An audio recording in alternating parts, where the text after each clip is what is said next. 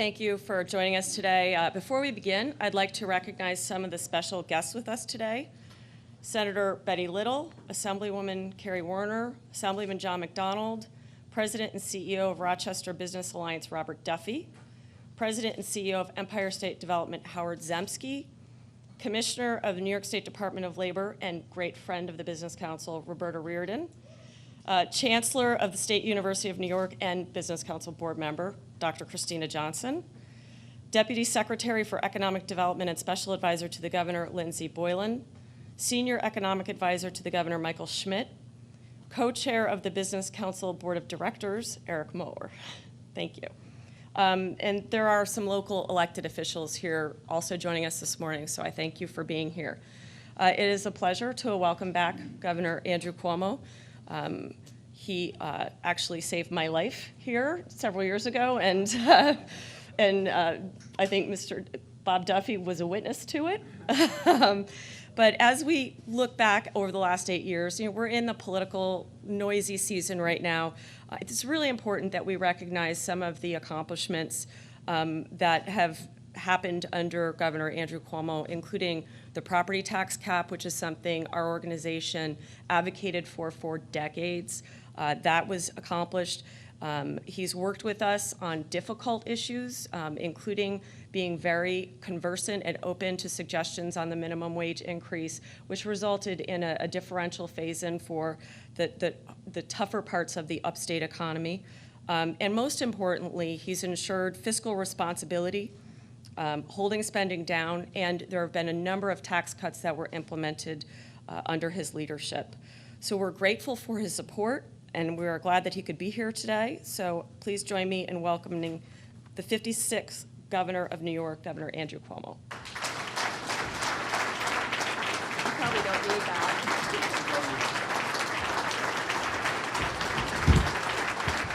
Thank you. Thank you very much. Thank you very much. Good morning to all of you. It's my pleasure to be here. I don't feel guilty keeping you indoors today because you really don't want to be out on the lake just yet. It's a little rainy.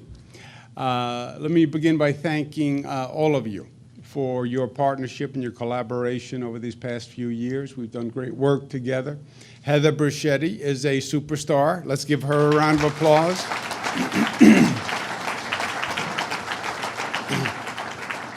Lifesaver is in the job description of a governor, I want you to know. I get extra pay for it. Eric Moeller, who has been great to work with and has been creative and a great partner. Thank you, Ms. Eric Moeller. We acknowledged all the other state officials who were here, but our economic development czar, Howard Zemsky, who runs the REDCs, and so many of you here have been helpful with the REDCs. So I want to thank Howard Zemsky very much. And Bob Duffy, who did his public service and then some as a great lieutenant governor. Bob Duffy, it's a pleasure. And my legislative colleagues, Betty Little is here, and she is just phenomenal to work with as a partner. I want to thank her and John McDonald and Carrie Werner. Thank you all very much for being here. This is their accomplishment that we're talking about today, so thank you. And I know some of you are a little partial to Republicans, so I have my budget director, who is a lifelong Republican, a theft from the Senate Finance Committee. So you've had favorable feelings about the budget. I owe that to the Republican who I stole from the Senate, Rob Mahika, and I thank him for being here.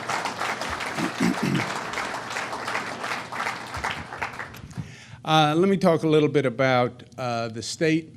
3 questions: where we were, where we are, where we are going. These are good generic questions. They're good questions if you're interested in state policy. They're also good questions if you are lost in a car somewhere, or if you are in a confused personal relationship. You can use these questions. Where were we, where are we, and where are we going? You can apply them to many situations. Where we were in the state when we started, this state was in trouble. We had a $10 billion deficit. The government was dysfunctional. We couldn't pass a budget. We had high spending, chronic high spending. The state was an economic dinosaur. I had been in Washington for 8 years. I was the HUD secretary, which is primarily an economic development lender.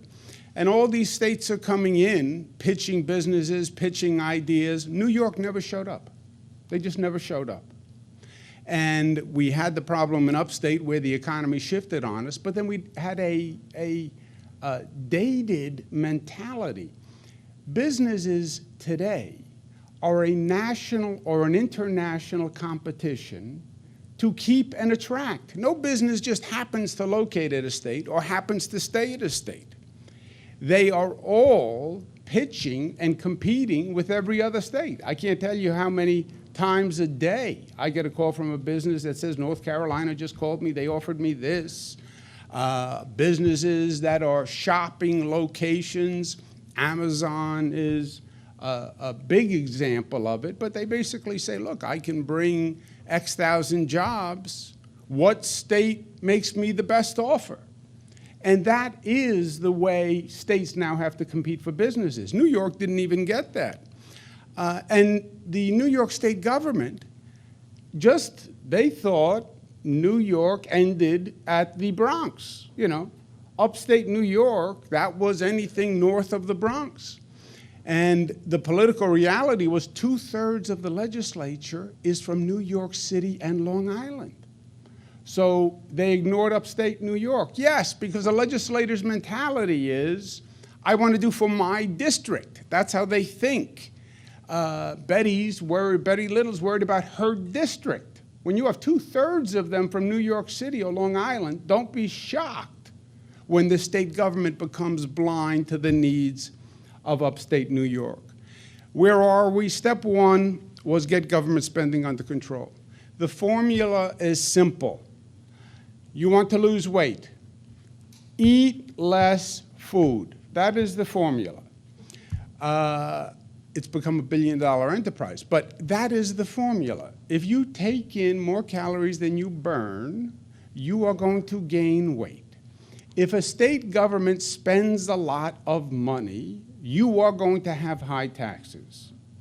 The answer is spend less money. That also applies in many situations in life. I'm working on this with my daughters now, to no avail. Luckily, I had more success in the state than I've had in my home. We said we were going to propose a state spending cap of 2%. People said it's impossible. You can't get spending down to 2%. Because the political process, the legislature, local politicians, they like to spend. Why? Because they're in the business of saying yes, right? Businesses have the economic discipline of knowing what they can spend. In government, there's always other people's money. So it's always easy to say yes. We said we were going to get spending down to 2%. And people said it was impossible. People had proposed it before, and they thought it was just more political rhetoric. We actually did it.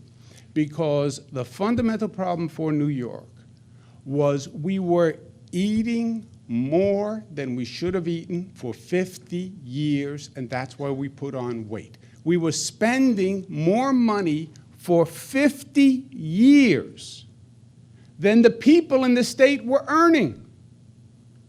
New York taxpayers feel like you're putting your hand deeper and deeper into their pocket because we were. It wasn't a perception issue. It was a reality issue. New York was spending about 7% more every year. Income was going up 6.2. Inflation was at the rate of 4.1. You cannot do that. You just can't sustain it. And that's why businesses and people were taking off. Well, I'm a Democrat. You Democrats like to spend money. I can see it in your eyes, the cynicism. Forget the labels. Nelson Rockefeller, Republican, 11% more year to year. Hugh Carey, Democrat, 7.9% more year to year. Mario Cuomo, God rest his soul, 6.9% more year to year. Oh, those Democratic liberals, they're killing us. Let's get a Republican conservative. Okay, George Pataki, 5.2% year to year. What's the difference between a Democratic liberal and a Republican conservative? 1.7% year to year. And these are over 12-year terms. So much for political labels. We come in, we say we have to get spending down, it's out of control. I mean it, I mean it, I mean it, we're going to do it. 1.4% over 8 years. That, my friends, is the difference in the trajectory of the state of New York in a nutshell. We have reduced spending to an all-time low, and we didn't sacrifice government efficiency. And we didn't sacrifice government function. We have a more active state government than we have seen, I would say, in 50 years. But the business community was right. Why can't you do it more efficiently, more effectively? Why can't you cut the waste? Why can't you manage it like a business? Why does it have to be a bureaucracy? The management is hard, it's time-consuming, it's tedious, but we did it. And we have the spending down, but we have the functionality way up. We also brought down the state debt to record levels. The credit rating agencies responded all across the board by raising the state's credit rating. Because we were able to control spending, then we could lower taxes. Every person in this state pays a lower tax rate today than they did the day I was elected. Every person in the state. Every rate is down. Middle class up to $300,000, lowest rate since 1947. Manufacturing rate, lowest level since 1917. Corporate rate, lowest rate since 1968. Spend less, you can tax less. We've also taken on the greatest driver of taxes, which is property taxes. Drives me crazy, they say New York State is a high tax state. FDR also would just get very excited about this. Technically, yes, but it's deceptive. It's a high tax property tax state. Our state taxes are just about in the middle of the country. It's the property tax that is a killer in New York. Average taxpayer pays $4,800 in property taxes, $1,800 in state income taxes. It's the property tax. Local businesses, average business, $7 billion collected in state taxes, 21 in property taxes. It is the property taxes that have been the problem. So we did a 2% state spending cap, first time ever, 2% property tax cap. The property taxes, depending on where you were in the state, were going up 5, 6, 7, 8% every year. More than the state spending was going up. No connection to anything. Home values weren't going up, income wasn't going up, but they just kept raising those property taxes. And you got that bill, and you had to pay. We said, we're going to pass a 2% property tax cap. Now, everybody said they were going to pass a 2% property tax cap. George Pataki said it, Governor Spitzer said it, Governor Patterson said it. It was very hard to pass because all the local governments didn't want the cap. They didn't want that fiscal discipline. We actually passed it, we got it done, and it has been working. Local governments say, well, let the state pick up our Medicaid cost, okay? Sounds easy and simple. Medicaid is $7.6 billion. If the state assumes that from the local government, $7.6 billion, well, where does the state get $7.6 billion? That's just a shell game.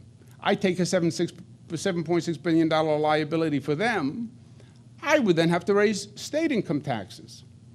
And in truth, we have been very good to the counties when it comes to Medicaid because we have frozen their Medicaid costs since 2017.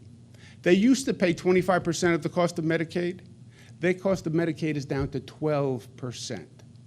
Meanwhile, We've been subsidizing the difference, and I'm still below the 2% cap. Local governments have to realize that they have to manage their government also.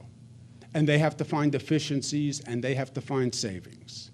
We have 10,500 local governments in this state. Not every local government has to do everything.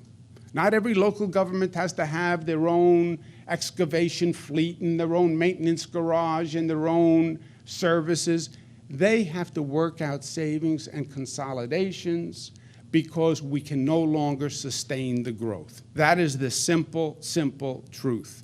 And they've gotten extraordinary relief from the state. We also focused on upstate New York like a laser. Why? Because downstate New York economically was doing okay. They have peaks and valleys, but if you look at downstate New York City is a different phenomenon. It's an international city. It was upstate New York that needed help. Upstate New York went through that manufacturing transition, and nobody was there to help them. And if you were really thinking about the state in a holistic sense as opposed to a political sense, because my district is the whole state. So I said it makes sense from the state's point of view to focus on upstate New York. We have invested more in upstate New York than any administration in modern history, $44 billion, and I am proud of it. I want that in my eulogy. We did it despite the politics.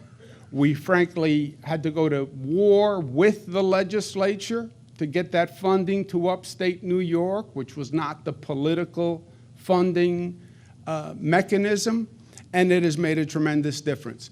The $44 billion, Governor DeWitt Clinton, he did the Erie Canal, cost him $7 million. Today's money, $160 million. That compares to our $44 billion. I could stand here before you and say we have done more for upstate New York than any governor. I will, however, defer to Governor DeWitt Clinton because his $7 million built that Erie Canal, which was the transformative economic development measure for upstate New York.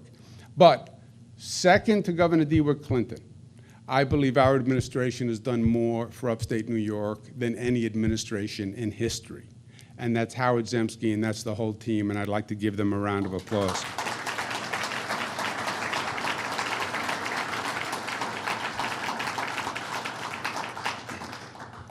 We had a different economic strategy also. It wasn't just the money. We administered it differently. We had regional economic development councils because that's how the economy works. We brought in real business people to work with academic, local leaders to come up with a real business plan, not fund political projects, fund a business development plan, and then we had a competition to make sure we got the best. We have 10 economic development regions in the state because we have 10 regional economies. What works for the North Country is different than what works for Long Island and is different than what works for Western New York. So come up with a business plan for each region by the business community in that region, and that's exactly what we've done. And different regions have found different business models that they're pursuing. Photonics for the Finger Lakes. Central New York is investing in drones and doing remarkably well. Southern Tier Clean Energy. So different strategies for different regions. And then look for large employers who can further that industry.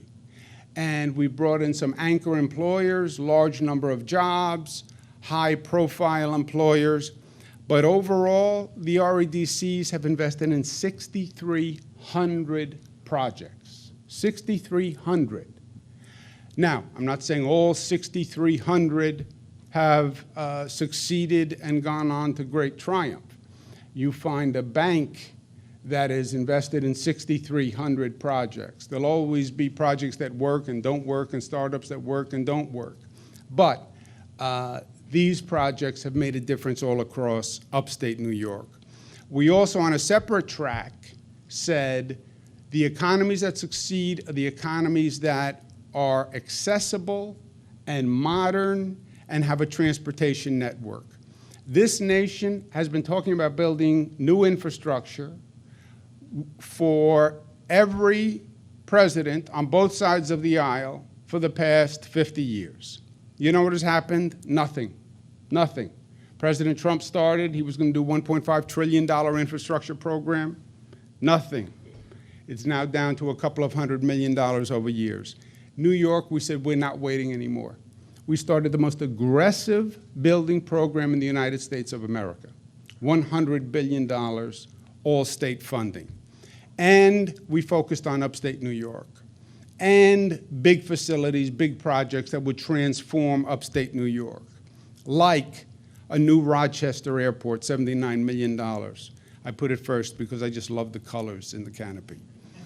New Elmira Corning Airport, new Syracuse Airport, new Plattsburgh Airport, new Ithaca Airport, new Albany International Airport, new airport at Stewart International Airport, new Schenectady train station, new Niagara Falls train station, new Rochester train station, new Woodbury Transit Hub, $27 billion in roads and bridges, new cashless tolling, downstate and now coming to the Thruway.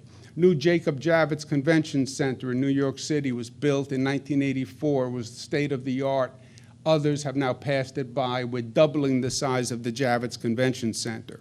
New Albany Convention Center, new Expo Center at the State Fair in Syracuse, which I think is going to be a great economic generator.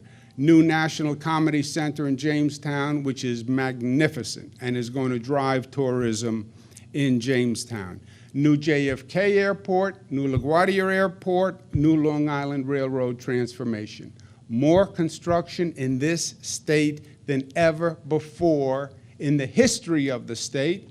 And we're not planning it, we're not proposing it, we're not trying it, we're not envisioning it. We are actually doing it. We are making it happen. We're making it happen quickly, on time, and in a way that we can be proud of. We change the way that we build, know what you do in life, and know what you don't do in life. Government does not build well. It's not what we do. And there's decades of examples that prove that. The private sector builds. We went to a new approach called design build. State will say, here's the general design of what we want, bid it out to the private sector, bid it out internationally, let them design it, let them build it. They have an incentive for early delivery, they have a sanction for late delivery, and get out of the way. We just did the Mario Cuomo Bridge, largest infrastructure project in the United States of America. The Mario Cuomo Bridge, $4 billion. We thought it was going to be $5 billion. We bid it internationally. It came in at $4 billion. We opened it on time, on budget, and saved money. So we not only are talking about doing it, we're doing it right, we're doing it efficiently, we're doing it effectively, and this bridge is a model of what can be. This is across the Hudson River. It replaces the old Tappan Zee Bridge. They talked about replacing the Tappan Zee for 20 years, literally. Every governor got up and said, oh, it's dangerous, it's falling down, we have to replace it. And they traumatized 2 generations, by the way. They traumatized me because they would say it's dangerous. And then for those of you who drove across the old Tappan Zee, there would be these metal plates in the Tappan Zee that were like covering holes, I swear. And you'd see the vehicle in front of you go over the plate, and the plate would jump just a little bit. And you would see a little light through the plate, and you would say, so you had to go through this whole mental exercise. Take off my seatbelt, what do I do? Do I jump out early? Do I wait for the car to sink? It was terrible, 20 years of it. Now we have the new bridge. The strategy is working. You can read it in newspaper reports. Buffalo was a major focus for us. Why? Because Buffalo was the poorest, slowest economy in the state on the numbers. And we said, let's start with, frankly, the toughest case, which was Buffalo. And we turned Buffalo around. It is a different place. on the numbers, psychologically, on the face of people, and business development has a psychology to it. When people believe a place is declining, they leave. When they believe it's on the upswing, they invest. And Buffalo is now on the upswing.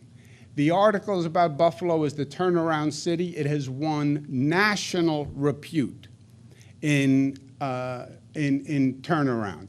And it's not just on the faces and in the newspapers. It's in the numbers. We created 1 million jobs. New York State today has more private sector jobs than it has had in the history of the state. Period. Period. 8.1 million jobs. We've never had this many private sector jobs before in any economy. Unemployment went from 8.5 to 4.2, and the recovery was statewide. In the old days, you would see New York City doing very well and upstate New York struggling. Look how even the recovery is all across the state. That's thanks to the upstate effort that brought upstate success close to what's happening in downstate. And the wages are growing double the rate of inflation. So it's not just that we're creating jobs that are low-wage jobs. These are jobs that have a career path that are increasing. Where are we going from here? Number one, the economy comes to the states with the skilled workforce. We're in a position now where every company is saying the exact opposite. They can't find the skills. We have the jobs. We have the employers who can't fill them because we need the skills. The economy will come to where they can find the workforce. We have a free college tuition program. We want to have the most educated workforce in the country, if not on the globe. We have to do more in this state on commercialization. Why did Silicon Valley get ahead of us? Why did the Research Triangle get ahead of us? They were better at commercialization. They were better at taking that great mind that came out of academia with that interesting idea and converting it, commercializing it, nurturing it with entrepreneurship. They did that better than us. It was part of us being a dinosaur, and we didn't understand that government is supposed to be a facilitator. We have to do a better job on that, and we have to train our workforce, and we have a $175 million workforce training program because we have the jobs. We now have to educate the workforce. Continue the building program. We have a head start on every state in the United States. The federal government is doing nothing. We're going to have new airports, new trains, new roads, new bridges. I don't want to fall behind. I want to continue to lead. I want to increase our building program from $100 billion to $150 billion. We've shown that we can do it, and we can do it well, and it's an investment. An airport is not just an airport anymore. It's not where people go to leave to go on vacation. It's where people come to have a business meeting. It's a totally different facility.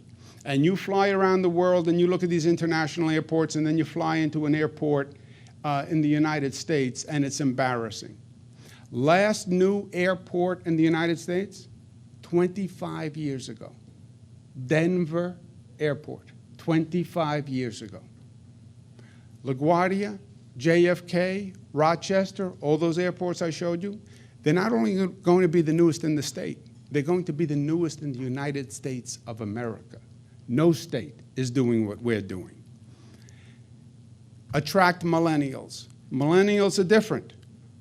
They are not me in many ways. My generation, the dream was you move out to the suburbs, you get a house, you get a two-car garage, you get a backyard, you get a barbecue, you put up a fence, you're all set. The millennials don't want to move out to the suburbs. They want proximity. They want downtown. Howard Zemsky does this speech about how he's cool and he knows what's cool and he builds cool. I don't think he's cool, and I don't think he even knows what cool is, but that's okay. We all live in our own reality. But he is right that downtowns are where the millennials want to be. They want to be able to walk to the cafe shop. They want to be able to walk to the restaurant. They want to be able to walk to work. They don't want to get in a car and drive anywhere. It's all, and that plays right to us because we have magnificent downtown areas. We have history, we have geography, we have architecture, we have everything. And that U-turn on the development highway is great for us. Environmentally, it's good, it reduces sprawl, and we have that downtown asset. So we have the academic universities, we have the jobs, we have the skills, we have the transportation, and we have the places that they want to live. We just have to redevelop them. We have to continue it. Third, a driver in the economy is going to be renewable energy. I will bet you dollars to donuts. We have to do it. Climate change is real. People believe it. The rush is to renewables. Everybody talks about it. The problem is nobody is doing it.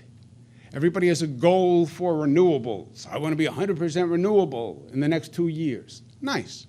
Where do you get the renewable energy? Where does it come from? Who is the technology? Who's building the solar? Who's building the turbines? That's what we should do here in the state of New York. We have the largest investment in the country to do just that. The green economy and green jobs, and we should own it.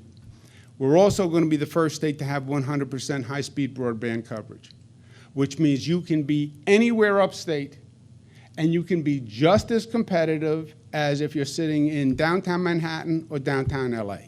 Because if you are on that internet and you have high-speed internet, you can be anywhere. And it's a problem for rural communities and underserved communities all across this country, not just in this state. And that is going to be the great equalizer, and we're going to be the first state there. Next year's agenda, we also want to continue the 2% spending cap. That is the discipline that is working. Only intake 2,000 calories a day. If you do that, good things will follow. It's very hard to do. It requires discipline, but the 2% spending cap drives everything. And the 2% property tax cap. 98% of the local governments are following it. Everybody rebels against it, again, because politicians are in the business of saying yes, yes.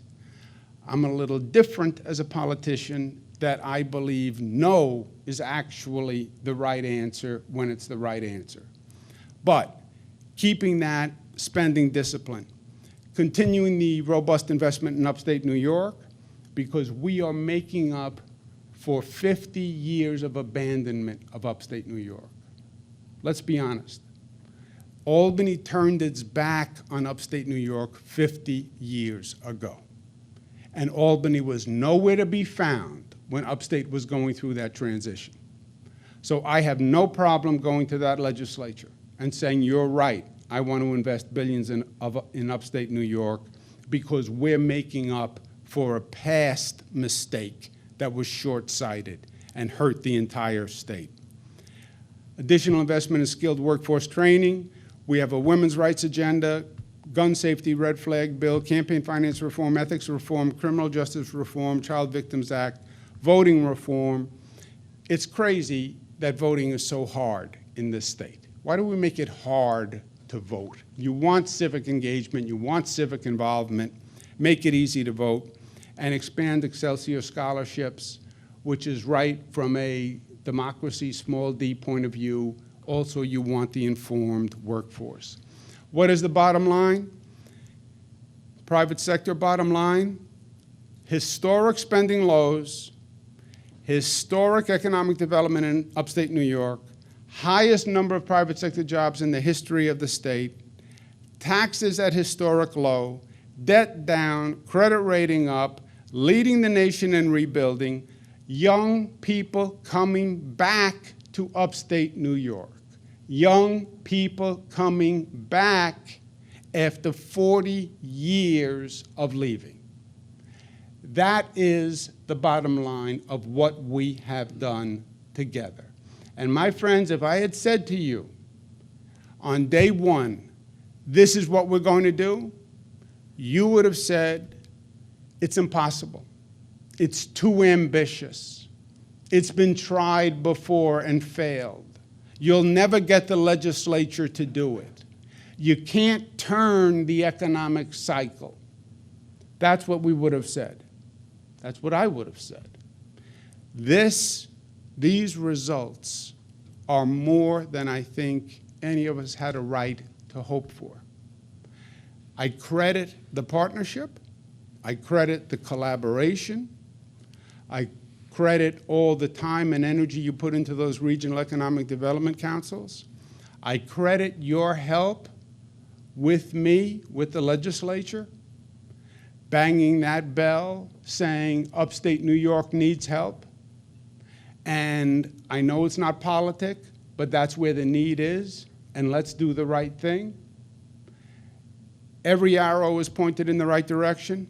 We just have to keep it going. One caution sign. That's the good news. The bad news is this. Federal government passed a tax reform bill last year. Donald Trump passed it last December. It gave a tax cut, 83% went to the top 1%. I don't want to argue that. It had in that tax bill a provision that ended state and local tax deductibility. It was technical, it sounded confusing, nobody paid attention. It is devastating to the state of New York, devastating. What it says for the first time is you can no longer deduct your state and local taxes from your federal income tax. First time since the income tax was started in 1861 by President Lincoln, where it specifically said the federal tax will be levied after state and local taxes. President Lincoln said that. This changes it. And this says you can pay your state tax, but the federal government is then going to tax your tax. In other words, you pay $20,000 in property taxes. Right now, you deduct that from your income, and then you pay your federal income tax on the remainder. They're going to tax your property tax, and they're going to tax your state income tax. That's a 20 to 30% increase overnight in property taxes. And that's a 20 to 30% increase, depending on your bracket, on state income taxes.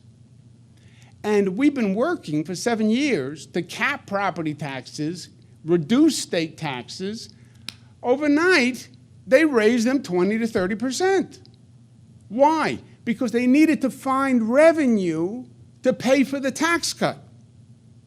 So where did they find the revenue? By finding this source of ending deductibility. Ronald Reagan tried it, got knocked on his rear end when he tried it.